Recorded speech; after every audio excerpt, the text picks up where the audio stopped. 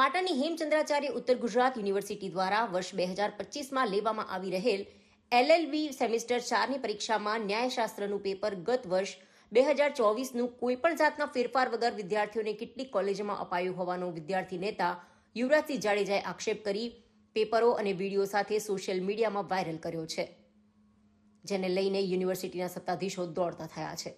યુનિવર્સિટીના પરીક્ષાની નિયામક મિતુલ દેલિયાએ જણાવ્યું કે LLBની પરીક્ષા 7 એપ્રિલથી શરૂ થઈ છે, ત્યારે પ્રથમ પેપરમાં જ વર્ષ 2024નું પ્રશ્નપત્ર અપાયું હોવાની યુનિવર્સિટીને જાણ થઈ છે.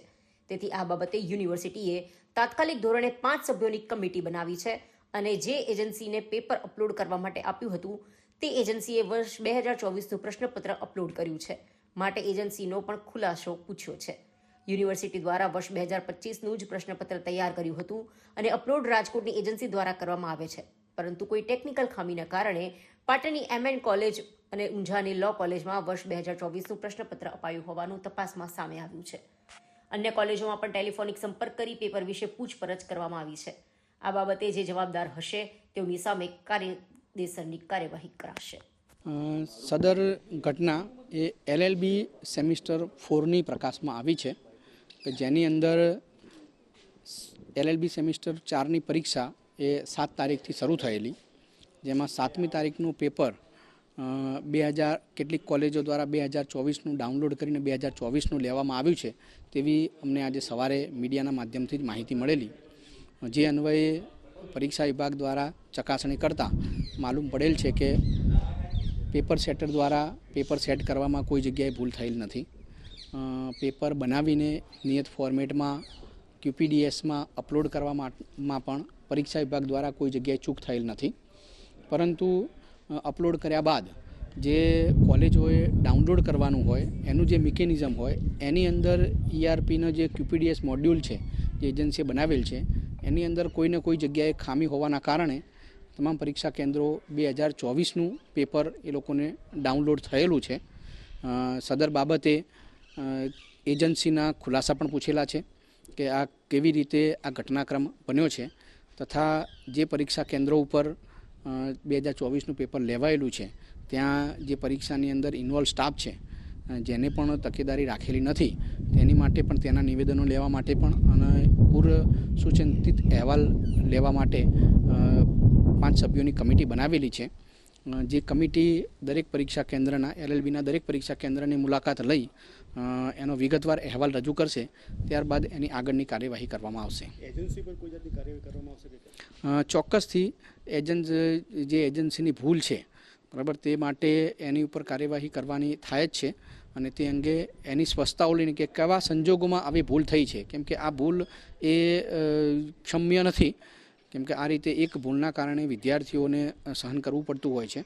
તો એની માટે પણ એજન્સીને ખુલાસો પૂછી લીધેલો છે.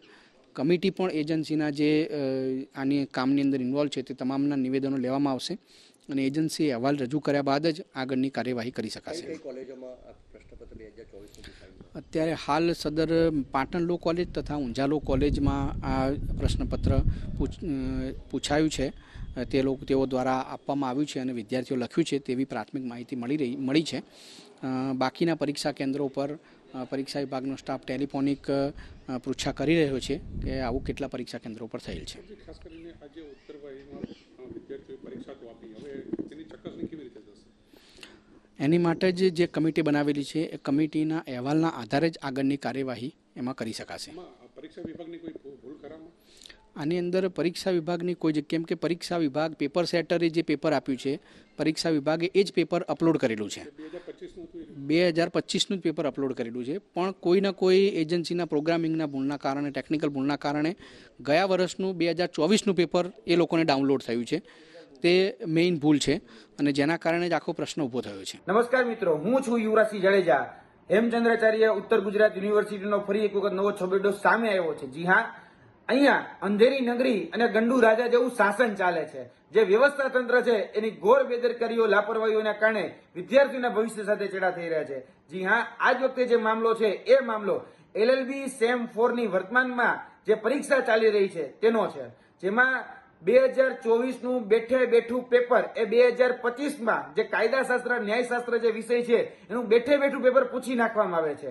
કોઈ જ પ્રકારનો ચેન્જ એમાં કરવામાં નથી આવતો, ન સમયનો ન યરનો કે કશો જ ચેન્જ કર્યા વગર આખું પેપર પ્રશ્નો જે છે એ જ બેઠા પ્રશ્નો સીધા જ 2025માં પૂછી નાખવામાં આવે છે. એટલે કોઈ જગ્યાએ કોઈ જ વ્યક્તિ એ તસ્દી લેવા માટે જવાબદાર નથી. આમાં જોવા જઈએ તો દરેક જગ્યાએ લોકોની જવાબદારી બનતી હતી. સૌપ્રથમ HNGUની જવાબદારી બનતી હતી, પરીક્ષા નિયામકની જવાબદારી બનતી હતી, અને ત્રીજી જે તે કોલેજોમાં જ્યારે પેપર આવ્યું ત્યારે એની પણ જવાબદારી બનતી હતી કે આપણે ક્રોસ ચેક કરી અને પછી વિદ્યાર્થીઓને પેપર આપીએ.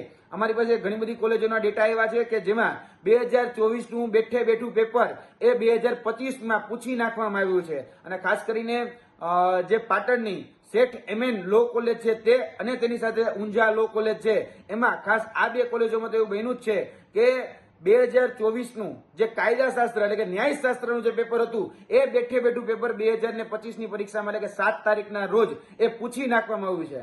એટલે આ ઘોર બેદરકારીના કારણે, લાપરવાહીના કારણે, અંધેરી નગરીને ગંડુ રાજાના જેવું શાસન છે એને કારણે આમાં વિદ્યાર્થીઓના ભવિષ્ય સાથે ચેડા થઈ રહ્યા છે અને કોઈ જ જગ્યાએ આનું સંજ્ઞાન લેવામાં નથી આવતું. એટલે કે આ વિડીયોના માધ્યમથી સરકાર અને તેની સાથે જાહેર જનતા જો મેસેજ પહોંચે તેની સાથે અમે ઈમેલના માધ્યમથી HNGUને પણ આની ફરિયાદ કરીએ છીએ કે તાત્કાલિક ધોરણે આની ઉપર કાયદેસરની કાર્યવાહી કરવામાં આવે અને વિદ્યાર્થીનું ભવિષ્ય ન બગડે એવા પગલાં લેવામાં આવે.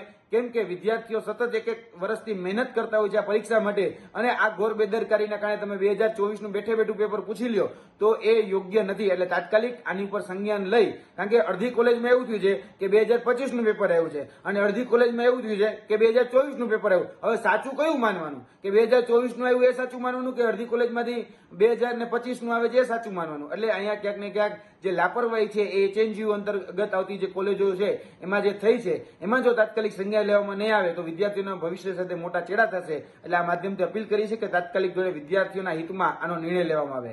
જય હિન્દ, જય ભારત.